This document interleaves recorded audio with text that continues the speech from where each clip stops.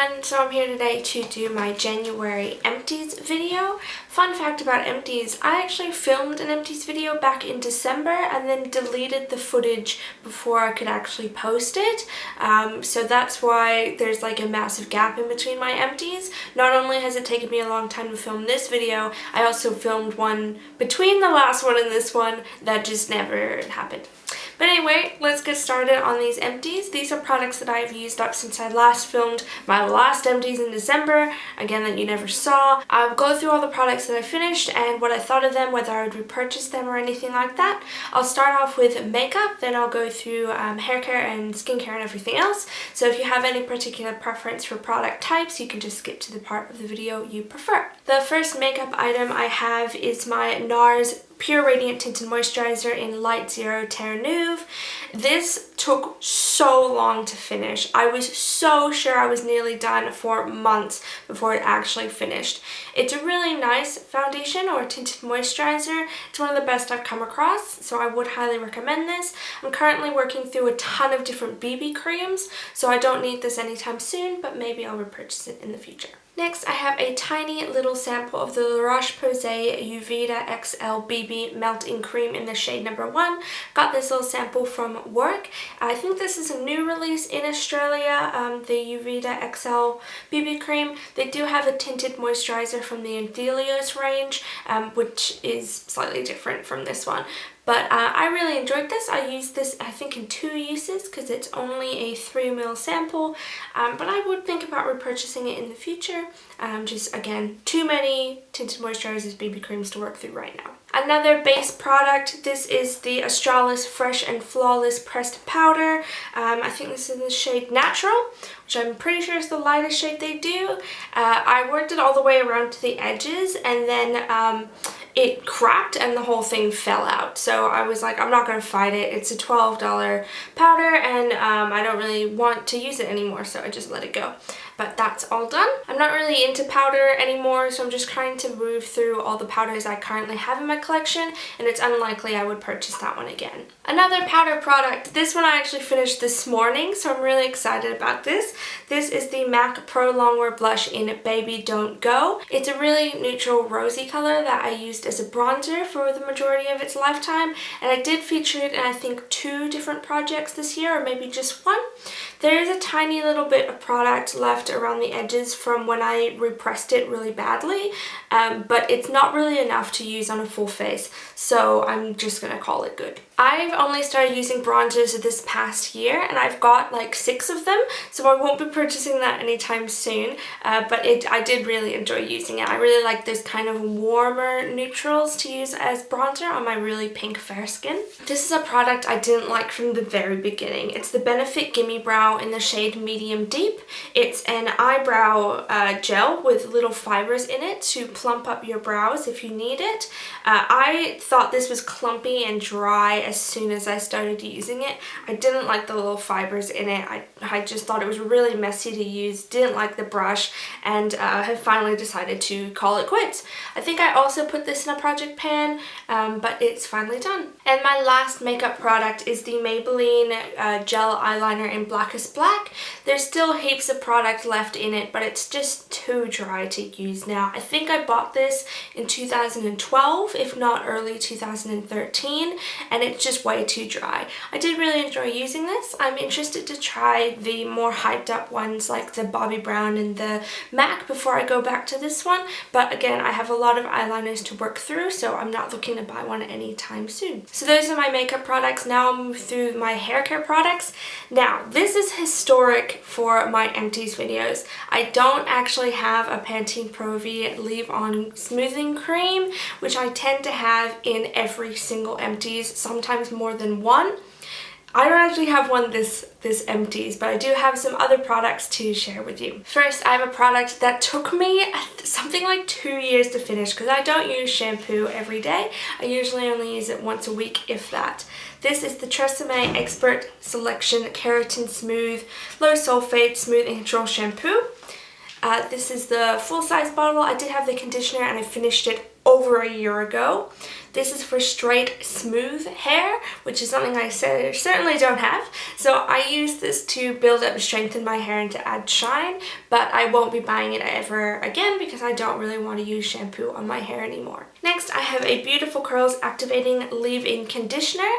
This is a huge bottle of the curly to kinky variety. I enjoyed this a lot. I have a full review of the 3 Beautiful Curls curly to kinky products that I use, so I'll link that down below if you're interested in some more curly hair products, but I would consider purchasing this. I really did enjoy using it. Next, another leave-in conditioner. This is the Mugu Protein Shot Leave-In Conditioner.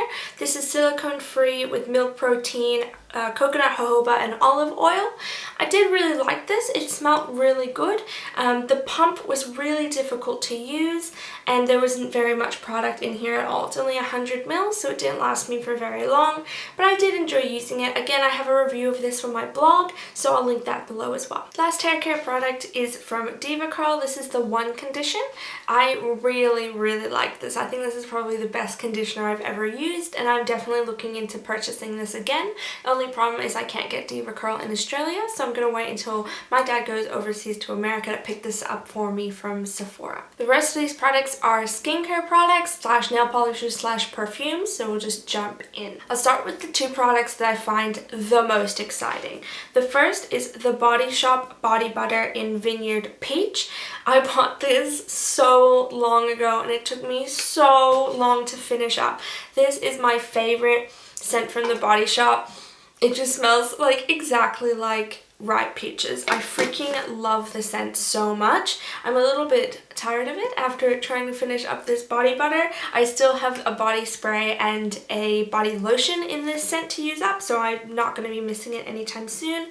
I kind of wish this was a permanent scent because they just keep releasing it in limited edition and then I buy a ton of it and just have it forever. The other product is also from the Body Shop and it's the Body Shop Early Harvest Raspberry Shower Gel. I bought this at the same time as the body lotion because they're usually released at the same time, and it just took me so long. I see people on YouTube here move through body washes so quickly and I have no idea how they do it because this took me forever. It smells delicious. It smells exactly like Cotty's Raspberry Cordial if you're from Australia and New Zealand. It smelled exactly like that. So it was really nice and fresh and yummy to use in the shower, but I'm so glad it's done. I'm really sick of it right now and I've got a ton of like soaps. If you've watched my Project Pan Roulette, you'll see I have a ton of soap to use up this year. So that's something I'm going to be working on now. Some more random body products. I've got an Aesop body cleansing slab with bergamot rind, ylang ylang and Tahitian lime. That was just a little sample that I received. It was just a little solid soap. Smelled pretty good. Wouldn't repurchase it though. This is the Body Shop Peppermint Foot Fizzies. For Christmas last year, my mom got me the little foot care tub. I think they released it this year as well, and this is one of the products included. It's just two little kind of like bath bombs but flat that you put in some water and soak your feet in. It's supposed to be really good for your feet and the peppermint smells really nice. So I enjoyed this but probably again wouldn't repurchase. This is a sample of the Nip and Fab Skin Glycolic Fix Treatment. Glycolic? No, I think that's just French. Those are the exfoliating facial pads. There were something like 5 or 6 pads in this little container and I used them up. They were fine. I was really interested in trying them and so my friend gave me this little sample that she received. I'm still interested in trying some of the Nip and Fab Glycolic products, but I didn't see any massive improvement from these pads. Let's move through some more samples. This is the Ren Wake Up Wonderful Nighttime Facial. I got this little sachet in the Ren holiday gift set that I purchased. I really enjoyed this, but I actually have the Origin Drink Up Intensive, which is essentially exactly the same thing as this, so I don't need to buy this anytime soon. This is the Aesop Rosehip Seed Lip Cream with Rosehip Seed, tocopherol, Tocopherol something, and a Ylang Ylang again. This wasn't a sample, but I did receive it for free. This is a full size. I hated this. I really hated this. So I used it on my lips for ages, but I hated how it made my lips feel, and then eventually I just used it on my elbows and knees and stuff and finally used it up. Sorry, this is another hair care product. This is a sample of the Bumble and Bumble BB Hairdresser's Invisible Oil Heat UV Protect Primer. I got this from a Mecca Beauty Loop box, and while it's a really nice decent size, it's pretty irrelevant to my hair. It's supposed to like keep your hair shiny and stuff like that. It also contains silicone, so it's not a product I'd like to use anyway, but I finished the sample. And also from a Mecca Beauty Loop, I got the Mecca Cosmetica Too Safe Face SPF 50 Plus Sunscreen. I really liked this actually. It felt really nice on the skin, and after using up my buttload of backstock of La Roche-Posay sunscreens, I would consider repurchasing this. I've got the La Roche-Posay Toleraine eye makeup remover. These are little individual sterile containers of eye makeup remover. It was alright. It won't remove your waterproof makeup, and it won't remove like gel eyeliner, but it was pretty good to use, and I kind of like the fact that they're in little sterile single-use vials. There are 30 in this container, so if you're going overseas or just traveling, it's a really nice way of taking your products so that you can use them up instead of carrying around like a half-empty bottle, if that makes sense. I think it's a really good idea in that way, but I don't really need to purchase it anytime soon, so that was okay. This is the Boscia Makeup Breakup Cool Cleansing Oil. I got this when my dad went to America most recently and went to Sephora for me. I got this because it's a cult product, and I actually didn't like it all that much. Firstly, I thought it would smell like peppermint because I just thought like cool cleansing oil made me think it would smell like mint, but it smells like eucalyptus, which was a bit of a shock when I first pumped it out for some reason, and I just didn't think it was that special. It was okay. I think the Body Shop Silky Chamomile Cleansing Oil is just as good, if not better, and way more available here in Australia, and also way cheaper, so I wouldn't buy this again. This is a little sample from a indie skincare company from Australia. I bought this from them at the Finders Keepers Market in Sydney. If you have any idea what I'm talking about, that's great. This is from Guna, I think, micellar water. It's 100% natural. It's I think just neroli oil or something similar to that.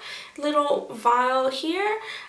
This was awful. I thought this sucked. Like, it didn't remove anything. It just kind of like rubbed my makeup around all over my eye, and I honestly thought this was like the worst micellar water I've ever used, which was really disappointing because I bought some products from this brand thinking like, oh, how cool, I'm going to be supporting like Australian indie work, and like also fulfilling my ever-growing need to buy more skincare, and it was just awful. So really disappointed in that one. This is the Clinique Dramatically Different Moisturizing Lotion Plus. It's just a little 50ml container. I purchased this because I didn't know how it would go on my skin, and I actually ended up really liking this. So when I move through some more of my moisturizers, I'll probably repurchase this one. This is the True Home Bath Oil.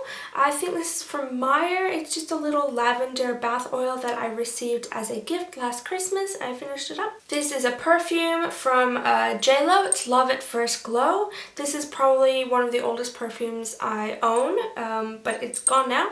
I used it up as much as I could in a project, and then it just smelled so horrible and off I couldn't continue to use it. So I wouldn't repurchase it, obviously, and it's all gone now. This is the Essence Nail Art Express Dry Drops. I bought these because a YouTuber here from Australia speaks about these all the time very highly. I got them to give them a try, and I didn't like them very much. I didn't think they were very good, and now they've been discontinued from Essence anyway, so all gone. I have a pack of the Whispers 80 makeup pads that I use with micellar waters and makeup removers to remove my makeup. I'll continue to buy them. They're pretty good. I have some sheet masks. This is from Innisfree. It's the Skin Clinic Mask BHA. So it's like an exfoliating acid mask. This was pretty expensive. This was actually $4 Australian, which is pretty expensive for a sheet mask here in Australia, but I did enjoy it. I still have some more sheet masks. I'm constantly buying different ones from different places, but I really like Innisfree ones, and I thought this one was pretty good. This is from a brand that I think is pronounced Mamonde. Not sure. It's the Orange Blossom Vita Nutrition Flower Essential Mask. I also have the elderberry one that was probably in my last Empties that you never saw. I liked this one. It was supposed to brighten your skin because it has vitamin C in it. I liked these ones. I don't know if they have any lasting effect, but it was nice while I used it. And the last one is from Tony Moly. It's the I'm Real Tomato Mask Sheet Radiance. So this obviously had tomato in it and was supposed to make your skin radiant. I liked this one as well. I think I actually liked this one more than I thought I would because I heard Tony Moly doesn't make very good sheet masks, specifically these ones. But I actually liked this one and I would try more from the range because I did like it. 2 products from Lush. The first one is the Comforter Bubble Bar. I used this in 4 different pieces. It's my favorite scent from Lush. It smells just like really sweet blackcurrant. Really liked it. I also finished up the So White Bath Ballistic. This was from the Christmas collection and it smelled like Rose Absolute and neroli oil and orange flower, so it was really, really nice. It actually fragranced the room really well. I thoroughly enjoyed that. Would purchase it if it came out next Christmas. And my last 2 products are 2 little samples of Impulse body sprays. I don't know which ones. I got these for free from a event that I went to. Wouldn't repurchase them because I don't wear Impulse and I have too many perfumes otherwise, but did enjoy using them. So those are all the products that I've finished up since my last Empties in approximately December. If you have any questions about any of these products, please let me know, or if you've used any of them and have some suggestions or whatever, please let me know down below. Otherwise, thank you so much for watching. Have a great day. Bye.